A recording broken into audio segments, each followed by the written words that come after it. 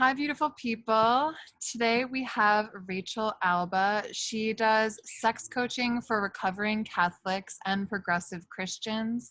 And she created Sex with Spirit because she wants you to have access to sex positive, LGBTQ plus affirming sexual theology and an approach to spirituality that trusts that where you are is exactly where you should be and not, quote, the devil pulling you away. If you're not sure of how to trust your own body, your own intuition, your own spiritual life, then there is a problem. And you've been invaded by, I would argue that's the enemy. That's the quote, devil pulling you away, is toxic theology. That's like warping your sex and warping your mind into all of this guilt and shame. What are your thoughts just off the bat about that? Well, I think one of my very favorite definitions of sin is from Paul Tillich. I don't know if you know who he is, but he's a big philosopher, theologian who's like pretty meaty when you read stuff by him. But he wrote this one essay called You Are Accepted. And in it, he talks about sin as things that disconnect us from ourselves, from other people, and from God. And then grace, on the other hand, is anything that connects us to ourselves, to other people, or to God. And so when you start to use that as like a definition of what's sinful and what's not, it helps you a lot with that question of like, is this intuition or is this not good? And the idea of like, is this really bringing me in better touch and closer touch with who I am? Or is it getting me further away from that? Is this helping me? You know, like one question that I get a lot from people is like, is it okay to have sex before marriage? And so like, well, if you're having sex before marriage and you feel like it's helping you get closer to yourself and to God and to other people, because ideally, like from a relationship, you're like dipping into the infinite pool of love through your love for this other person, such that like that then gets pulled out and given to the rest of the world, then okay, great. That's probably a graced experience. But if it's something that's causing you to like pull away from a lot of things and pull away from who you think you really are, that can be really problematic. Song of Songs is actually an unmarried woman. Mm-hmm. Like if we want to talk about somebody in the Bible who is an autonomous person in control of her sexuality and has a strong opinion about it that's very well fleshed out, it's the Shulamite woman speaking in Song of Songs. So if you think about Song of Songs, right? It's essentially a long marriage song. It's a celebratory marriage song between a man and a woman who are not married yet. And it seems very clear that they've had sexual relationships with each other prior to that. But Paul Ricoeur, who's a phenomenologist philosopher, wrote in The Nuptial Metaphor that that's actually an elaboration of the song that Adam sings to Eve in the Garden of Eden, which is bone of my bones, flesh of my flesh. And so if you think about it that way, part of what makes Song of Songs such a beautiful book is that it's witnessing to the fact that we have this ability, even in a post-lapsarian, even in after the fall of man, in our current lives, we still have the ability to actually experience sex and sexuality in that way that it acknowledges that original unity that was felt between Adam and Eve. And that's really beautiful because I don't think Adam and Eve are literal human beings, but it's a metaphor, right, for what a world would be like if we didn't have sin in it. And so to be able to acknowledge that even in the Bible, we've got this book that happens after the fall of man that acknowledges the sanctity of sex and the sanctity of like, even the like raunchy parts of sex. So it's not just like pure, beautiful Virgin Mary sex. It's like, no, we've got metaphors for like cunnilingus in this. Mm-hmm. And it's outside of marriage that we see this beautiful display of eros ultimately as being a way in which we can get back into the Garden of Eden. And in some ways, since in the Garden of Eden, like God was walking among Adam and Eve, like sex can be a way in which we can experience God's presence in our world here and right now, you know? And that is so, so cool. I love that so much. You are only as sexually free as your spiritual beliefs allow you to be. Yeah. Wow. So like, if you have a spiritual belief that's holding you in a shameful space, like that's the thing that needs to grow. When it comes to not having shame, it is actually important to realize that like our sexuality at its core is good. Like you can 100% decide that like sex before marriage is not okay, and you might be able to not have shame later, but there needs to be some sort of baseline of sexuality is good, that our bodies are good. Yeah, but I've heard that from the pulpit so many times and it doesn't work as a catchphrase to me because I feel like that phrase alone has been so tainted. That reminds me of a youth pastor with a faux hawk talking about how hot his wife is and how sex is good.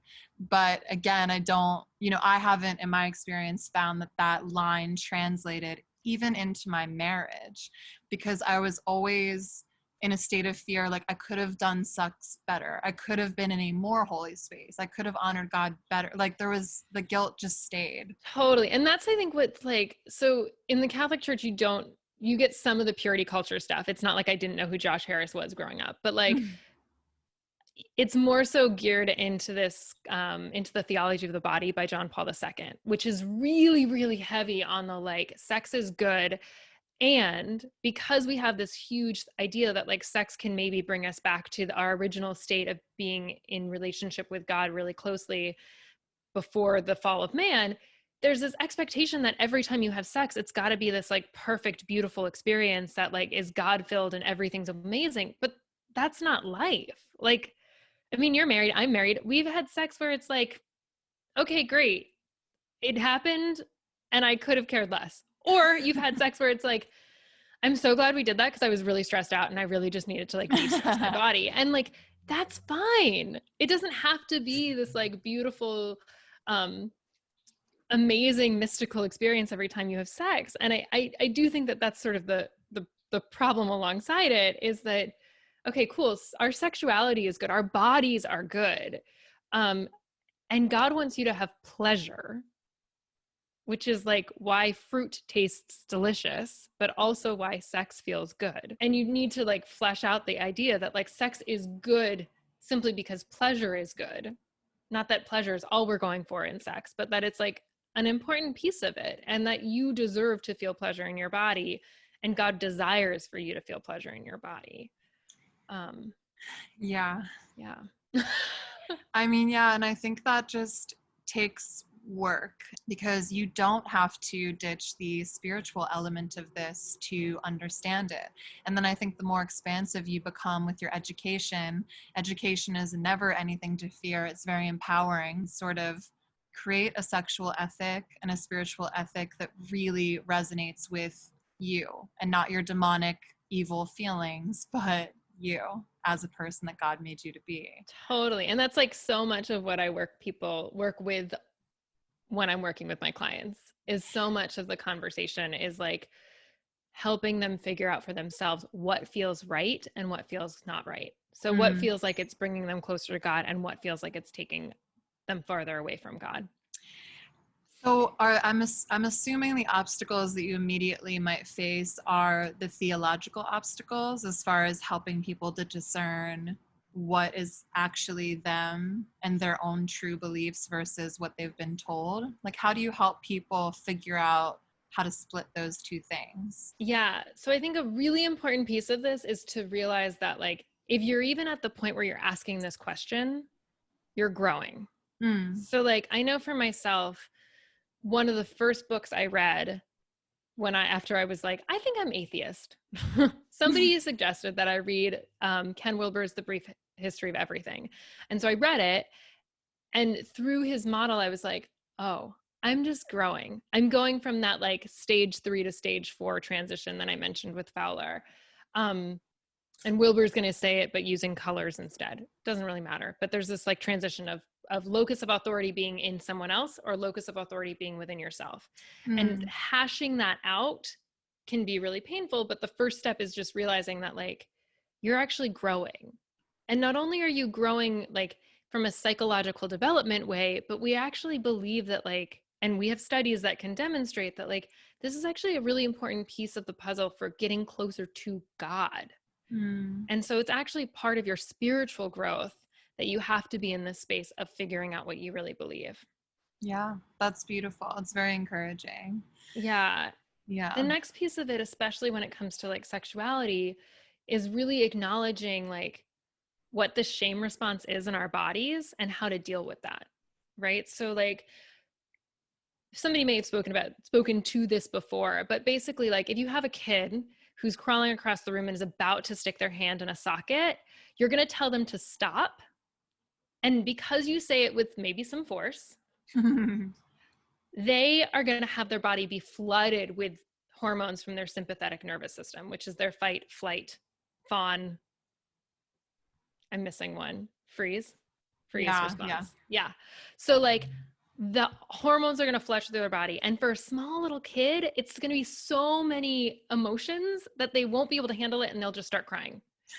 And so like that same response happens to us, right? So if you are doing a sexual act and there's a feeling of shame or a feeling of guilt that comes up that's not necessary, you're having those same hormones that show up in your body. And it's somebody else's voice in your head telling you that it's wrong, right? It's your voice that's associated with the youth pastor that had the faux hawk. Right. Or whatever. Yeah. You as the loving adult would go over to the small child as they start crying, lift them up, soothe them, let them know that it's okay. And then that child would calm down. You might get them distracted with something else, something like that. So the same thing is what you need to do with yourself. You have that shame response that arises, and you need to get yourself back into a parasympathetic state, which is the opposite of your sympathetic nervous system. So sympathetic is fight or flight. Parasympathetic is rest, digest, healing is in there too. So anything that's going to relax you, and that is anything that brings you back into the present moment. So that could be focusing on your breath. It could be stroking the inside of your arm. We've got a lot of nerve endings on the inside of your arm, so that feels really, really nice and soothing sometimes. It could be petting your hair. You know, whatever it is that's going to soothe you is exactly what needs to happen in order for you to move through that shame response. After that, if you know that there's an action that generally produces this shame response, what you want to do is start to intentionally do the action that you want to not feel shame around, but put it in the middle of having two things that you have positive experiences with. So when we think about neurons in our brains, right? Neurons that fire together wire together. So if you've been taught your whole life that masturbation is wrong, and then whenever you masturbate, you feel guilty, those neurons that associate masturbation and shame are going to sync up together all the time. Yeah. And so what we want to do is start to rewire your brain, actually. And so what you're going to start to do is, okay, I'm going to masturbate, but before I masturbate, I have only positive feelings associated with this song that like I love or something. So you're going to listen to the song, get yourself into that state, and then masturbate maybe even to the song.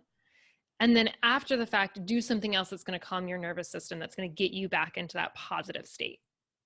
So like super, super practical thing as an answer to that question. But it's really, really helpful, right? To realize like you are already growing in your faith.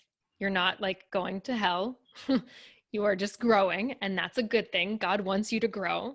And on top of that, like, here's how you deal with the shame response in a very practical way that's both neurologically accurate as well as like can help you through stuff.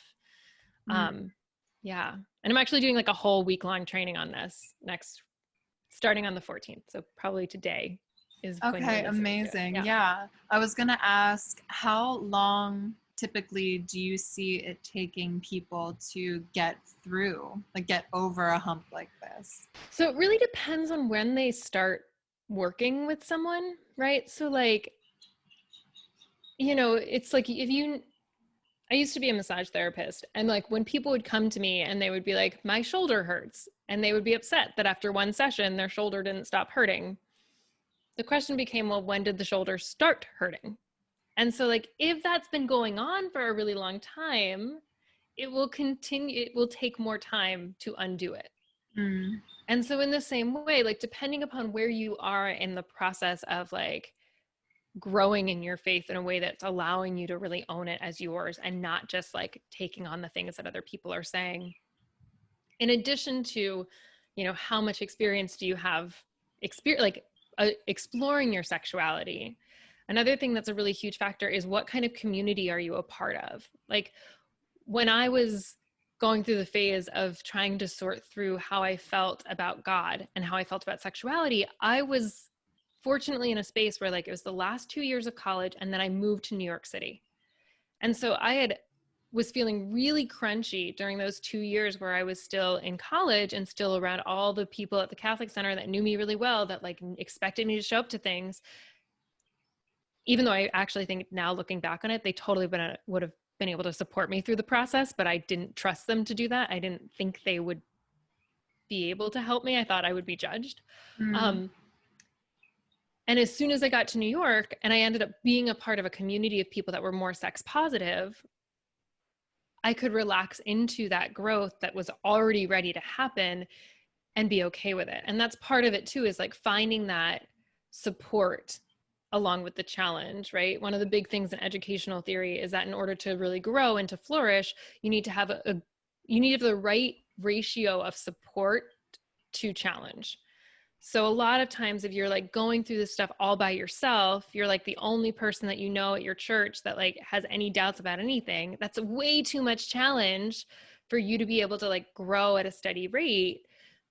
But if you have the support of even like one or two friends that you can talk to, you're gonna be able to go on that trajectory a little smoother.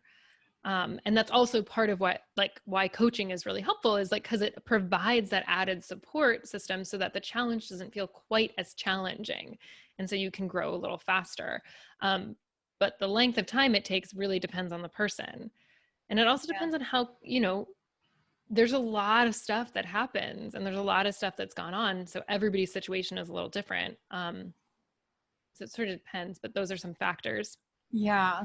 Can I ask your journey of figuring out that you wouldn't be going to hell, or that God wouldn't be furious at you if you went on a journey like this? Because I feel like that's the next hurdle. Right. So like part of it's that the God that believed in good and bad as two very specific things fell apart for me. I had an experience that was really confusing, where it like was both an incredible, amazing experience that felt so God-filled, that gave me almost like a mystical experience of God's love. And then at the same time, feeling like that is not the case, that my perception of that experience was radically different from the reality. And I couldn't, my God that I believed in at the time couldn't hold that paradox. And so that God had to fall apart. And one of my favorite phrases from this, he's an incredible, brilliant teacher. He has a decent amount of stuff written about him that is not so positive. But one of my favorite phrases from him is, "The God you don't believe in doesn't exist." And so if you think about the God that you believed in when you were 6, that God is very different from the God you believe in today. And the God that you believed in when you were 6 doesn't exist. It doesn't mean that your spiritual experiences weren't real, but that perception of God wasn't big enough for reality. And so my understanding of God wasn't big enough to hold the reality that I was experiencing in my life. And so I had to trust my own intuition about that as opposed to something else. And it was actually going to be more painful for me to try to fit myself into the box than it was for me to not. And so, I moved to New York and found a community of people that were open-minded about all this stuff. And I'd already like been doing yoga like every other person on the planet at this point, almost, Another satanic activity. So I was like interested and curious in like, in Hinduism. I think part of it is also in Catholicism, there's a pretty important encyclical, which an encyclical is a fancy document that's been put out by the Vatican, that very clearly states that people who are not Catholic or who are not Christian can still get to heaven. And so there's this really strong idea that like there's value in other traditions, even if they don't believe that Jesus is the savior of the world. So there's that component to things that I think was actually really helpful. But also moving into a community in New York where it was like, oh, great, everybody does yoga, everybody's studying, you know, Tantra and Taoism and Buddhism. And, you know, I dated somebody who was not as sincerely, not, he had been raised Hasidic and then left the Hasidic community, but still went to a synagogue. And it was a super amazing Reform synagogue called Romemu in New York City. And I would go to Romemu with him because like it was such an uplifting experience that was certainly a God-filled space. And it was a much more, it felt more resonant with me at the time than for me to go to a Catholic church where it felt like it was boxing me in a way that somehow Judaism was not at the time, in part because Judaism has a long history of doubting the existence of God, and that's kind of encouraged to ask those questions. Yeah, I know. I love that. I'd only learned about that in the last couple of years, that in Judaism, they don't believe in an eternal hell. And also that they love debate and they enjoy and welcome different people coming together using their heads and their spirits to debate these really huge questions. If we could just understand that that wasn't a terrifying thing and that was actually wonderful. You know, these are all the ways that we box in God too. It's so ridiculous that we would say you can't find the one true God if you walk into a synagogue, or as soon as you walk into a Buddhist temple, you can't find the one true God. It's really asinine to me. But this is when we get into a territory of attack again from a conservative perspective. And I don't mean to alienate anyone that has the conservative perspective. Again, please, you know, you're welcome into this conversation. I definitely was raised to believe that yoga and Eastern practices, even Eastern medicine, as much as, what am I thinking of? Like The needles, acupuncture. exactly. Yeah. Yeah, acupuncture. All of that was something to be feared. And then I, like you, was going out into the real world and being introduced to people who are practicing these things who just happen to be really wonderful people. And I just happened to get coffee with them, and they would not shift me into their demonic world and ruin my life, but actually expand and draw from what I was already believing and already intuiting to be true. So again, there's nothing scary there, but I do think we have that hurdle to jump over in this practice of Christianity where you're supposed to be scared.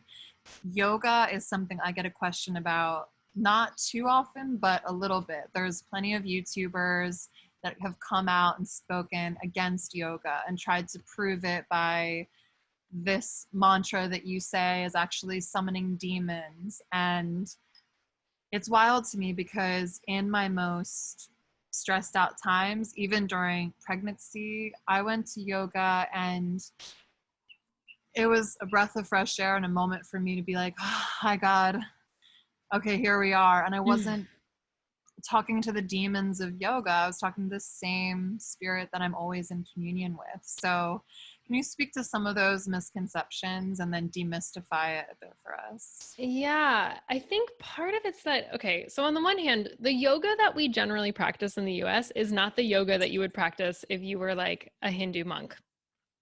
Sure. Like just putting it out there, right? It's the same way with like, one of the things that I loved learning about in New York was also like Tantra. Same thing. The Tantra that you learn about in the US is not the Tantra that's actually practiced. Tantra that's actually practiced is way wilder than the Tantra we do in the US. Okay. By like a ton, in ways that I'll describe that later. Yoga in the US is more than anything else. It's trying the asanas, the actual poses that your body is in are just poses, right? They're just ultimately stretches and postures that are useful. And when you're breathing along with movement is an incredible practice, regardless of what you're doing, right? There's like the idea of walking a labyrinth, which is a Christian practice, does involve walking and breathing in a rhythm with intentionality. And the goal there is really just to get your body and your your mind to chill out enough that you can be in your body, and trusting that your body actually has wisdom there that your brain can't actually process without you quieting it enough to focus. And so seeing that yoga is doing that, right? The other thing that to note about yoga as a physical practice is that, I mean, again, most of the time when you're doing yoga at like a gym or at a studio in the US, you're really just working out. Like, yeah. every once in a while you find an instructor who's like really cool and they like bring in a singing bowl or they like burn some sage, but like you're not getting the full experience of like what is the Hindu ritual and what are you really trying to get to. But the main purpose of these asanas were in fact to get you to the point where you could meditate, where you could sit in the silence of yourself and realize your connection to the divine. AKA That prayer. was the intention. Exactly. Yeah. It was to get yourself to a place where you could pray. And I think we've all had those days where you like sit down to try to pray and there's this literally like your laundry list of everything you could possibly imagine is going through your head. And so it's actually really helpful. Like if you thought about it, if you had gone for a run, if you like ran a couple miles and then came home and tried to pray, you would have probably calmed your mind. Yeah. Or if you'd like had a little mini dance party and then tried to pray, it would probably be easier. And so thinking about yoga in that way is sort of both one, its original intention, and also at this point, yoga is basically just a workout at most places. I know that sounds terrible, but like no, I mean, I live in LA. I've had really funny yoga classes. Like one time there was a girl and she had her sound bowl and everything, but she was kind of crying about just guys mistreating her, like F-boys. And she was just like pretending to do like a sermon about like respecting ourselves, but she was actually just talking trash about LA dudes. And I was like just sitting there like in a pose like, this is not spiritual. I mean, like, it just made me laugh. I hear you. I'm all about like, true. However, just shut up so we can take this class. Oh man. Yeah. So, and also it just comes down to trust of yourself. Like we're being taught such a fear-based faith. And I'm like, totally. You know, Jesus wasn't walking into spaces all scared. You know, it's so crazy too that they'll still talk about, oh, you don't surround yourself by this kind of people for too long or you'll become like them. And we saw Jesus do the exact opposite. Again, it all comes back to this embodiment, trusting your body, trusting your spirit, like trusting that even if you did go into a purely demonic yoga class, if that exists, that your spirit would be able to recognize it and you'd be like, oh, this is actually real darkness. I gotta go. You know, like I would recognize it if that was happening. I have full confidence that I would. Totally. Like, yeah. I mean, we can, yeah. I mean, I've intuited darkness before and, you know, like it sounds all whimsical and Game of Thrones or something, but it's, yeah, you can intuit when something is off, when, quote, the energy is off. Or if it's just a darker experience that you're having. I've walked out of parties, out of people's houses. I would walk out of a class or a church, you know? Yeah. And like, it's ultimately, like you said, that self-trust piece is so huge. Mm-hmm. And I think part of that for people what can be really helpful is to actually think about like, well, where do you trust yourself? Like, what's an area of your life that you do trust yourself completely? Maybe that's in like, it could be something simple. Like I trust myself to know how to make a cup of coffee that I like, you know, like doesn't have to be huge. Mm-hmm. And focusing on like all the ways in which you can trust yourself and you do trust yourself and focusing on those things. And over time, like, you know, what you focus on is going to expand. And so being able to focus on the places where you trust yourself allows you to perhaps be more okay with taking that risk of trying something like yoga, especially if you're interested in it. Like, by all means, if you don't like it or don't want to try it, let it go. But it's there. Yeah. And there's also a lot of Eastern medicine that we're so remiss to ignore. If you can get an acupuncture session and heal your body in a way that Western pill popping was going to help you, I would definitely tell someone to opt for the natural route, the non-invasive route, the non-surgical route, and Eastern medicine offers a lot of those options. Totally. The other thing to know about Eastern medicine, and specifically the languaging that is used with acupuncture, right? They talk about qi, which is spelled QI, most of the time. That is actually another word for blood flow. So, right, if you are being a massage therapist for almost a decade and then going into like, I've obviously worked with a lot of acupuncturists and like love them, but one of the ones that I trust the very most was like, really what we're doing is stimulating blood flow. And if you have a tight muscle or if you have something that feels constricted, really what's going on there is you need to get like some old blood is stuck, not like stuck completely, because obviously you still have blood flow there, but there's like gunk there that needs to be removed and like processed through your body. And so what the actual needles are doing is bringing more blood flow to the area. So in traditional Chinese medicine, they might use the word qi, but kind of what they're actually talking about is blood flow, which makes sense that like qi or our energy is really our blood flow. And there's obviously a very complex philosophy around that like I don't know enough about, but to speak really intelligently on, but that I do know for sure is that really what these things are doing is they're bringing blood flow to an area. In order to release a muscle, in order to encourage healing and, that kind of thing. I was going to do a terrible like late night host segue of like, speaking of blood flow, bringing to areas, being brought to areas. Oh my God. I'm all for the weird sexual innuendo transitions. They are like terrible. Part and parcel of my existence, especially I'm like going through a sex coaching program. It's like everyone I know does that all the time. It's terrible. And I didn't even deliver it properly. Trying to transition to Tantra. Is that even how you pronounce it? Tantric? Tantra? Okay. Tantra. I know nothing about this and I'm excited to go there. So one of my very favorite people that I dated when I was living in New York, and he was both instrumental in teaching me about Tantra, but also was instrumental in me coming back to Christianity. So cool. There you go. We met when we were like sitting at some random table before a workshop, which is actually a BDSM workshop. So like totally a whole other thing. But we were like sitting at this table waiting for this workshop to start. And he like happened to ask me what religion I was. And I was like, it sort of depends on the day. And he was like, same here. Some days I feel more Buddhist. Some days I feel more Christian. Some days I feel more Jewish. And he's from Israel. So like he was raised sort of secularly and then jumped into Hasidism. And then from there joined an ashram in New York City that sadly actually ended up being a cult. He managed to escape from the cult. And was really interested in like Buddhist meditation and had studied Christian mystics and all that sort of stuff in the process of his life. So he was a Tantra teacher when I met him. And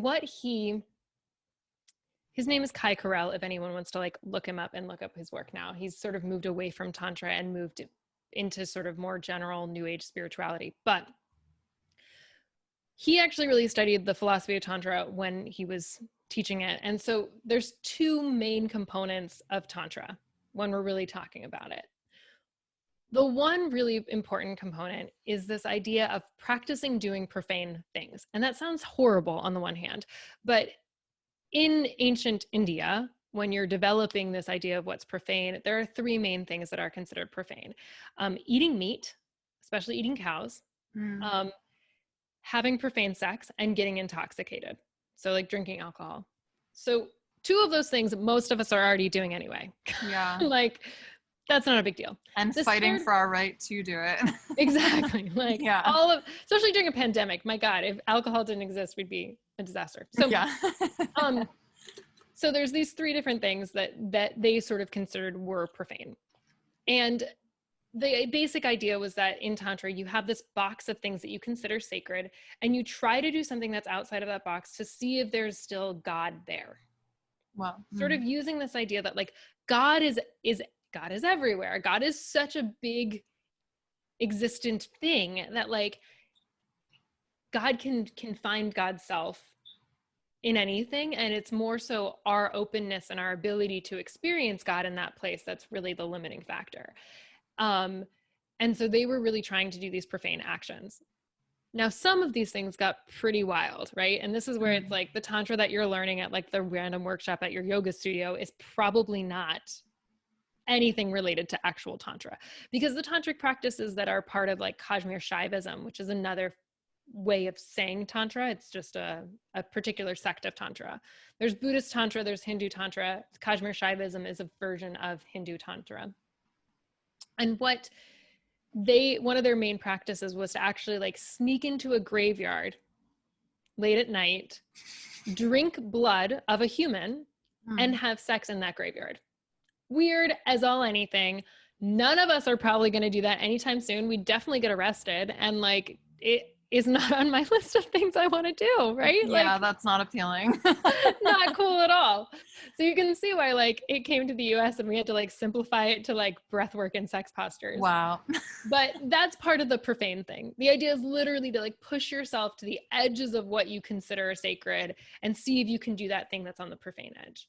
If somebody's interested in doing this, I always recommend like start with something simple, like skip mass 1 week or skip church 1 week and see how it feels. Yeah. Do you feel closer to God? Do you feel further away? Oh, I love that. That's interesting to think about the experimentation, because it's bringing me back to talking to Pete Enns. He's a biblical theologian. He wrote this book called How the Bible Actually Works to help people break out of biblical literalism. Brilliant man. Considered by some to be heretical, of course.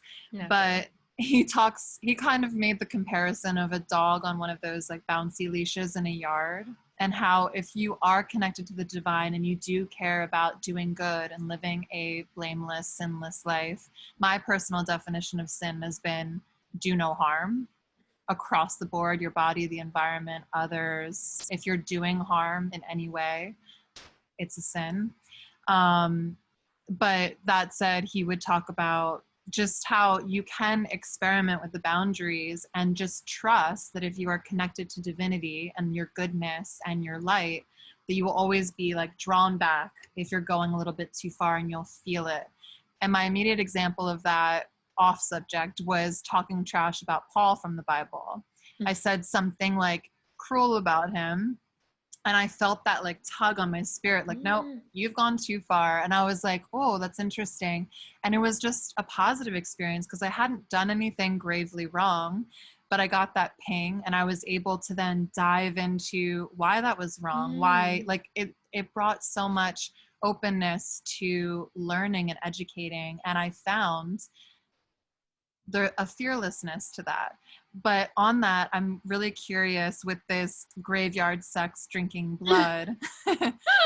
Is this like the last thing any of us want to do? I'm like, okay, so what time do they recognize? How Middle much of the blood? night. No, but in that, is this a consensual experience? Is it, so you're still doing it in a way that is not sinning, quote unquote. You're just, to me, this experiment sounds like you are going to the extreme of like, we honor death. We honor these places where we bury our dead. We do not engage in strange practices with bodily fluids. And we definitely do not have sex in any of these situations. But if everyone's consenting, I suppose you're not technically, quote, sinning, except where are you getting the blood from? I guess you might have had to cause some harm to do that. Yeah, I'm like, I'm not really, that I've always been a little fuzzy on that part. It wasn't something I just wanted to like, I just wanted to clarify, like, does the tantric practice ever go into harm of others or disregarding others? Is profane sex non-consensual or with an animal or with someone that can't consent? Ideally, it's with somebody who's also consenting. Okay, so it's not a rule. Well, and part of it is like, you're not really, it's not like as, it's a lineage thing, right? So like, I think also another piece of this that I think is somewhat interesting is that, and this isn't something that I would recommend for other people, but if there's a way in which Tantra, this is the second piece of Tantra. So the first piece is this like testing the boundaries, right? profane, sacred, figuring out exactly what your box is, which is ultimately what deconstruction is as a process. That's what you're doing. Yeah. The other part of it is that if we go through the history of Hinduism, in like Vedic Hinduism, which is based on the Vedas, which is like their main book, right? So in Vedic Hinduism, there's a priest who has a very prescribed way of worshiping the deity, the divine. And the deity is actually like the statue of that deity. So Ganesh or Krishna or whomever. And so like, as they worship that deity, there's literally very prescribed things they have to do. So like you're using incense going in a circle, but if you went the opposite direction, it doesn't work anymore. And like if you flick your wrist in a weird way, you're out. So like the very Old Testament style. Super Old Testament style, very, very particular. And the yogis came along, to go back to yoga, and they said, okay, sweet, we see you, but we don't think God really cares quite as much. So we're going to like, take this stick in the ground and worship the stick as though it were God. So they're going to be looking at God as something that's not just in that deity, but could be sort of anywhere. But they're going to be focusing mostly on things that are like somewhat inanimate. What the tantrikas do is they say, okay, great, we see you yogis, we raise you, and we're going to say that you can find God in another person. So taking it that extra level of saying like, not only is God's not just in the statue, God's not just in the world that's inanimate, God is actually in this human being who's in front of me. And with that, that's the intention behind having sex. So when you're in that graveyard having sex, drinking blood, the intention of that having sex is not necessarily for like sexual pleasure. It's not even for like you to feel close to that person in a sort of emotional way. It's a practice for you to realize like your pre-existent marriage to the divine and also the presence of the divine in the other person. And so your reason for having sex is such a radically different reason than the one that like we usually have in the Western world for having sex, that like it doesn't totally correlate to like, is this sinning? Because we would just be thinking about it totally differently. What I think is really important about that second piece, and why I think that like Christianity and some aspects of Tantra, I will never tell somebody that they should go have sex in a graveyard with. Yeah, no, we are not recommending that here at all. No. And even like, most of the time in tantric practices, you're also just having sex with a random person. It's not somebody that you have a pre-existent long-term relationship with. It's really just like more so to prove that you can have this experience and be able to still see the divine in any person, really. So I think Jesus calls us to that. I would say the Catholic Church is a concept known as the mystical body of Christ. And like for Catholics, when you participate in communion, you're just enacting the fact that we are all part of the mystical body of Christ. And I believe it's Paul, but I am Catholic, so we don't read the Bible as well as other Christian denominations do. But I believe it's Paul who talks about like, you're the eyes of God, this person's the hands of God, this person's, and he goes through all these different body parts. And if we really believe that, then we should be able to, see the divine in another person. And it's not the same as saying like, you are God, right? It's not some blasphemy like that. Obviously, like we put Jesus in a separate category, but can we see the way in which the divine is expressing itself through you? And making that a practice that's really essential. And even within our sexual experiences, not all of the time, because we don't want to like prescribe so much stuff and put so much weight on this action that was already weighted with so much. But is there a way in which our sexual activity with another person can be a way in which we recognize their divine nature, or like the divine that lives within them? And similarly, for them to sort of see that for us. And you can feel free to shift that language because that's not exactly perfect, but there's not sort of like how are we learning more about what God is by this person's existence? Yeah, it's funny because I'm always hearing pushback in my head, probably partially because I'm on YouTube and I have to actually get those comments. Totally. So I'm always thinking of that. And it's just interesting because I keep being upset at this Christian teacher named Lisa Bevere, because she put out this purity ebook on her Instagram. It was like a little slide, and very purity culture heavy, but also very heavy on terrible messaging for men. It was written for women, but it was about, like kind of that whole idea that if a woman is willing to sleep with you, then she doesn't have inherent value herself, or she clearly doesn't value herself because she went home with you like from a bar. And Christians are so resistant to considering divinity in each other, even though the Bible does said we are made in God's image. And we're so hesitant to actually have genuinely respectful, honoring experiences with people. Like, we would rather at times take someone home from a bar and just like kind of turn our blinders on and just have sex with them.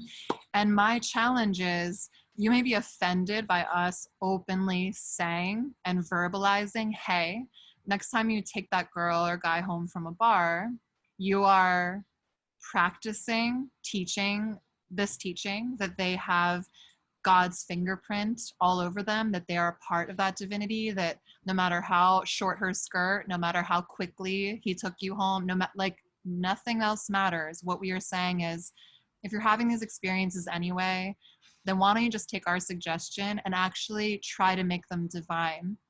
And the interesting thing that I find in that, when I shifted out of a major moment of promiscuity, and I probably feel differently than you do about yours, just the way you presented it, because mine had a lot of turmoil involved. Like, I wasn't truly enjoying the experience that I was having because of this. But it's just like so resistant to just actually allowing there to be honor and respect in that. And when I started inviting that in and saying, God, you're coming in this bedroom with me, you're coming into this sexual experience, my desire to have sex with people, and absolutely my desire to use bodies for my pleasure, completely disappeared. Like, now if I see a really handsome guy and we're having a flirtation or something, and he has a broken heart about something, it's like I used to kind of be very vampiric about people's energy and wanting their bodies with mine.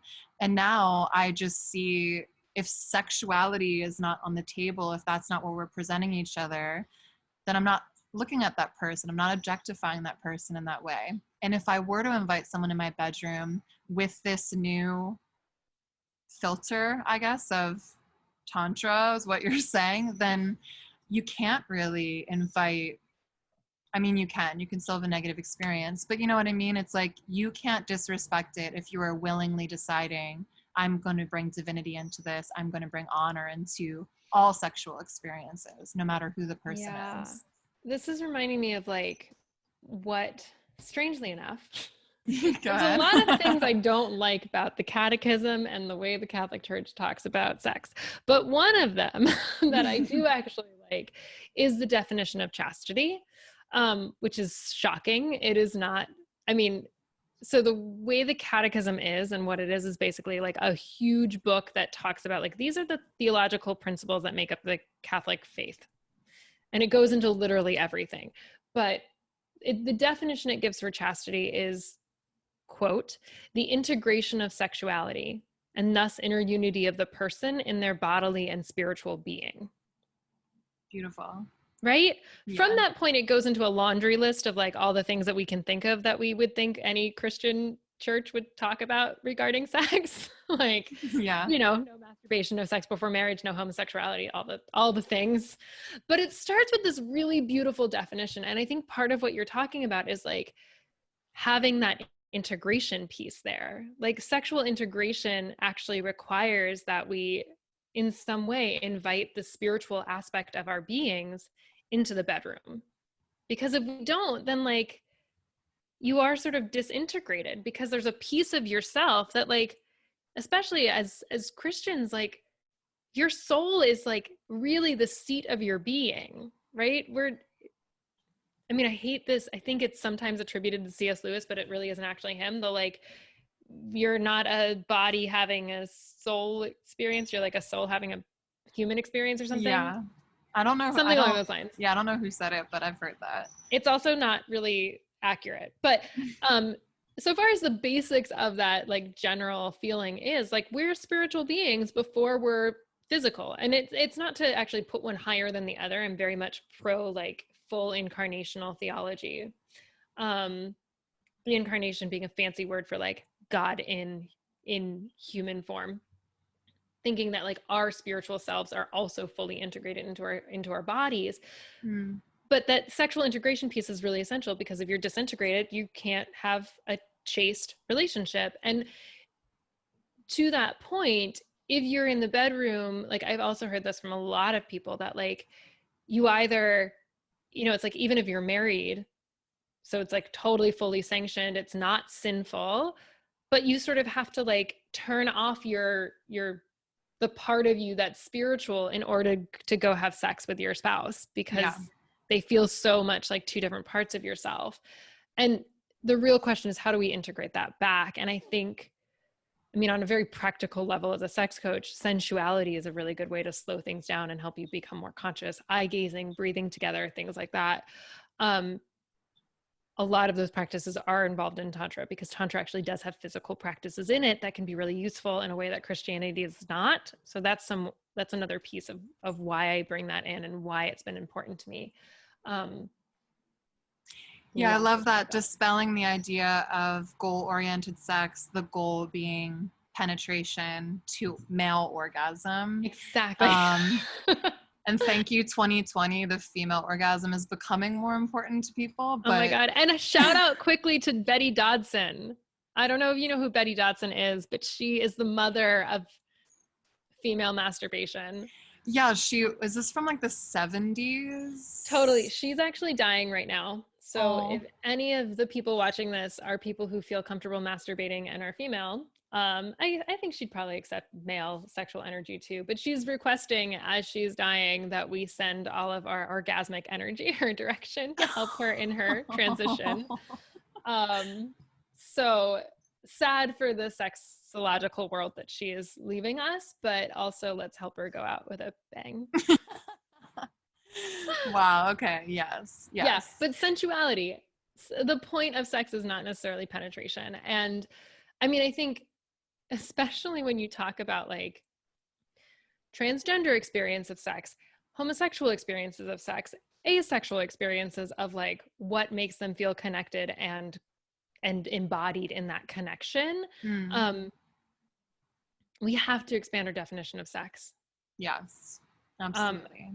Not to say that penetrative sex is a bad thing, but like good sex, really good sex, I think penetration is going to be the cherry on top. And that doesn't mean that like you can't have like, you know, a quickie in the afternoon sometimes, but like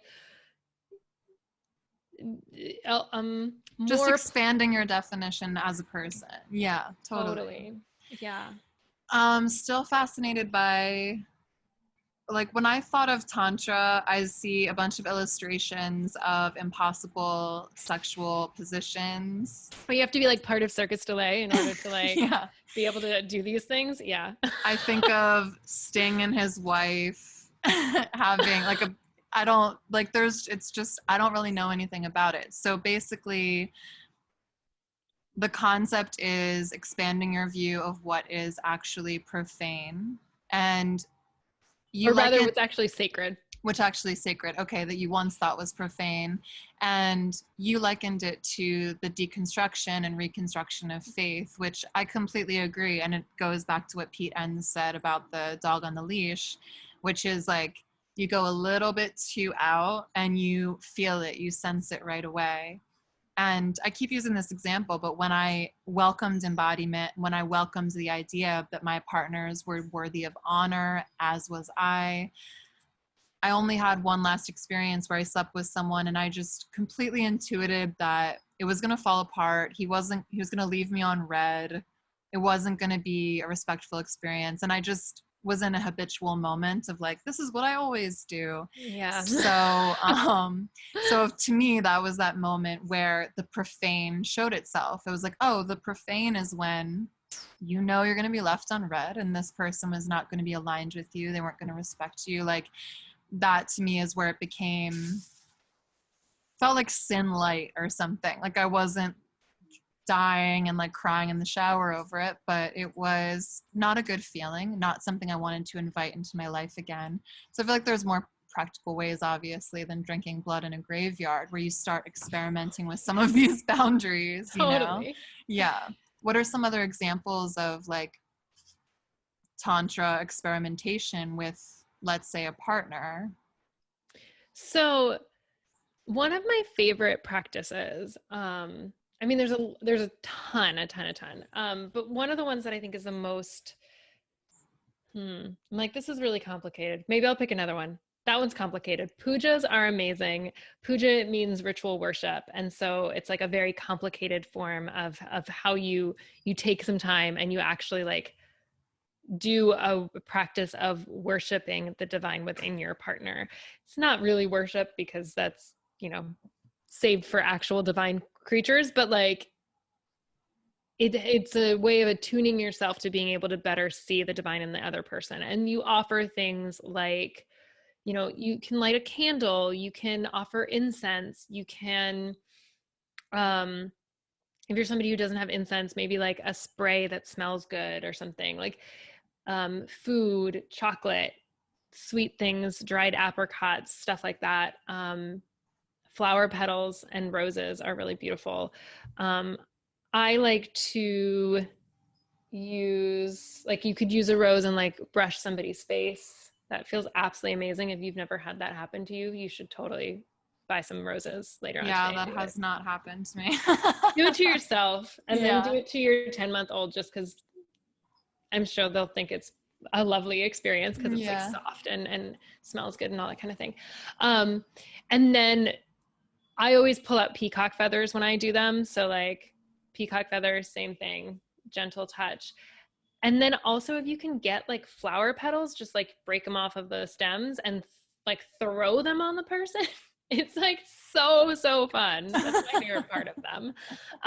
But also just this idea of like, how much can, and it goes both ways, where one part of it is like, how much can this person give to you? And on the other side of it, how much can you receive? And a lot of times, like the way that the tantric process works is that you start by learning how to receive. Because receiving is actually a lot harder to do than giving. And I think if we think about the idea of like either receiving gifts or like, especially for women, like somebody going down on you can feel really sensitive and really like vulnerable. And so it's actually harder to receive than it would be to necessarily like give somebody else oral sex. And so that is part of that. I mean, if you're married and you want to do that, that's totally an option too. But this idea that like receiving is actually much harder. And so you start by learning how to receive in Tantra. Then you actually learn how to give. Because once you know how to receive and you know what touch feels like, then you really can give. I mean, it's the same way when I was learning massage in massage therapy school. Like you definitely learn what it feels like to get a massage first, because it supports you in learning how to touch somebody else in a way that actually feels good. Yeah. And then the final piece of it, so it's like a 3-part process. You learn to receive, then you learn to give, and then you learn to do both at the same time.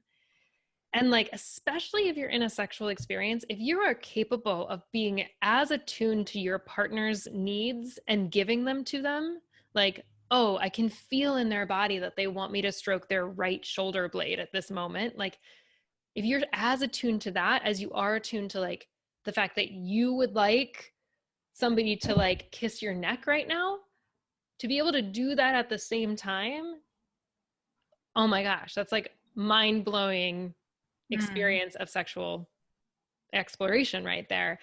And that's like the 3rd level of it. So the first step is to learn how to receive and then learn to give and then do both at the same time. And with a partner, a really easy way to do this is to literally like set a timer and say, okay, cool.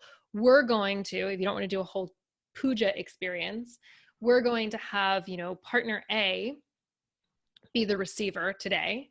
And we're going to set a timer for 15 or 30 minutes and have partner B just be giving touch to partner A. And then switch it the next day.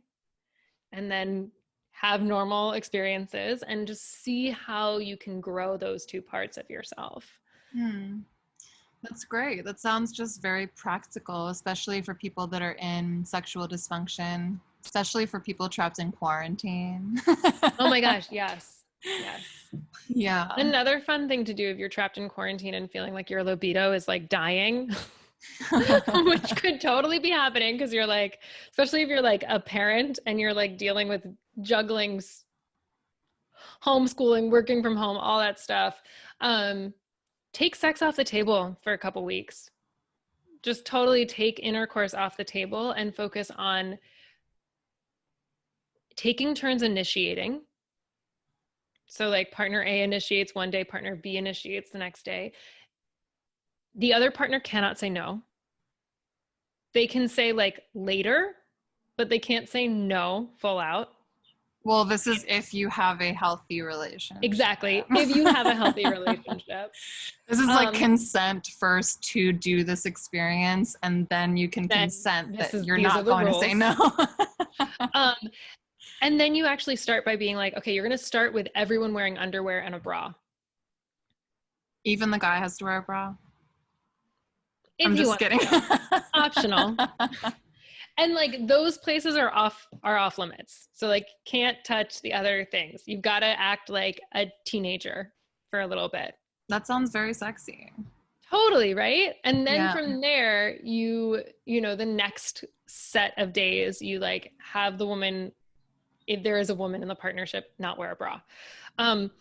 So now breasts are on the table. And then the next time underwear's off and genitals are on the table, but no intercourse, no oral play. The next time you can add oral, the next time after that, you can add actual intercourse. And so by taking those things off the table, it brings back the excitement.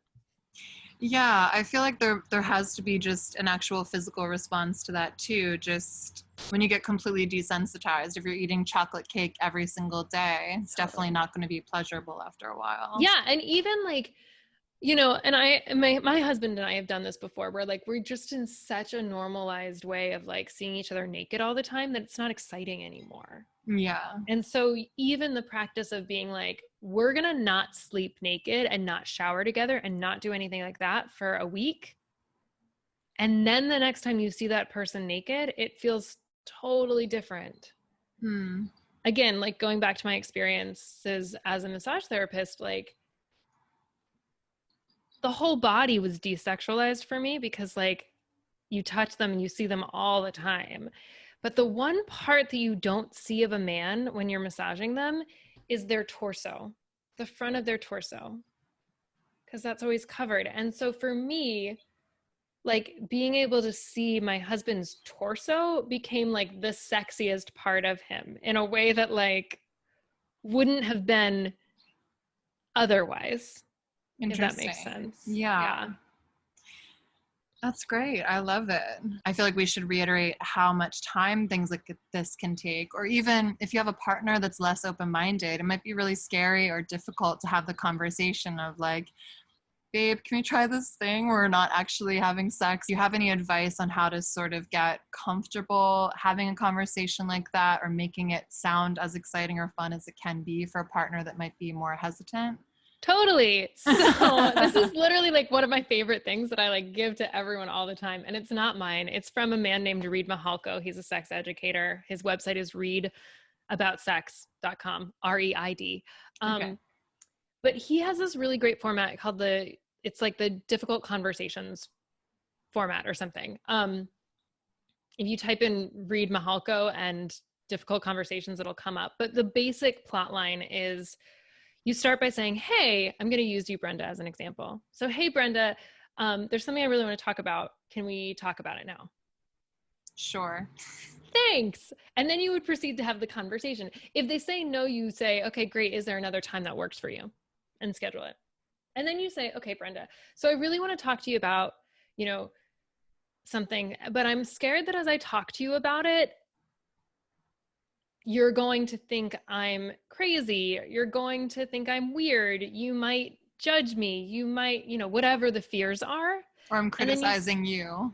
Exactly. Yeah. So it's like, I'm scared that when I share this information and as we talk about it, you will feel X.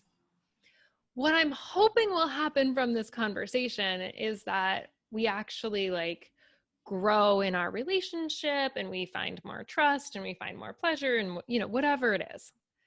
And then you say, here's the thing.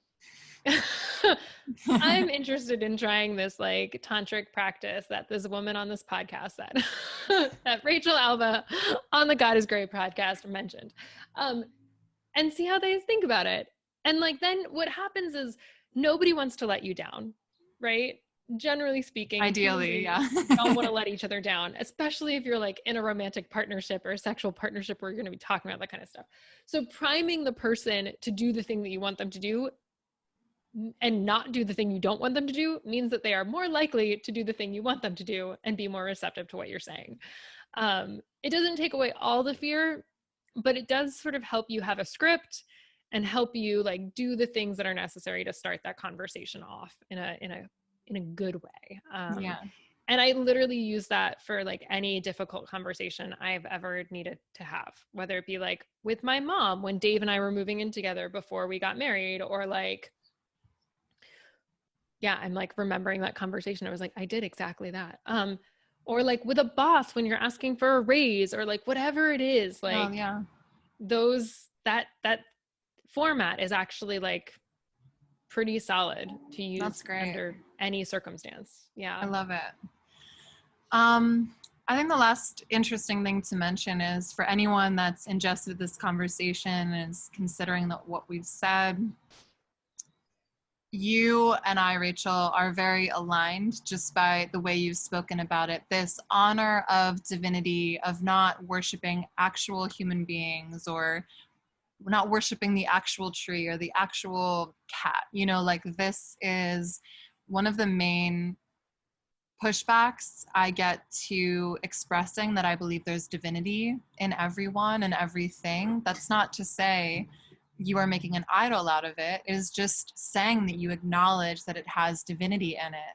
And my belief is it's so biblical and it's so important, because if you believe trees have divinity in them, then you're going to want to use less paper towels. You're going to want to honor, not sin, in my version of it, not do harm. The same thing with anything, animals, and then of course leading all the way up to the person that you are in so much intimacy with, even if it's a one-night stand at the bar. So just that distinction of like, you can still identify fully as a Christian person and not go down this strange, scary path we've all been warned about, where you're suddenly at the foot of a tree, bowing down to it and trying to hear it tell you what to do for your future. Like there's, again, so much fear around it. And it's like, that's not what we're saying. All we're really saying is... You're not going to turn into Pocahontas in the Disney movie where you're talking to like grandmother Willow. Right, exactly. That was like the image that I had. Oh my gosh. Yeah. And it's just a fear-based mentality and has nothing to do with that. So I just thought it was interesting, because I would definitely honor if a practitioner came on that didn't see it that way and was at the foot of a tree worshiping it. But for me personally, I've never been comfortable with it. That is not the kind of belief system that I believe in or practice or intend to. I do have some opinions about when like divinity, true divinity, is left out of conversations and left out of your practice, how I can see that leading to harm. So, you know, just letting you all know that this was a safe conversation, even if it felt very dangerous. And I hope that Rachel brought you into more of that comfortability. And I'm really grateful that we had this conversation. Yeah, thank you so much for having me. Yeah, obviously you're incredibly knowledgeable. I'm going to start doing sex ed courses. That's something I'm working on as well. But I have to grab a whole book list from you. You have thrown so many resources at me that I'm like, wow, I cannot wait to dive into all of this. Your expertise on the subject is obviously amazing. So tell us more about your course, how everybody can find you, how they can sign up.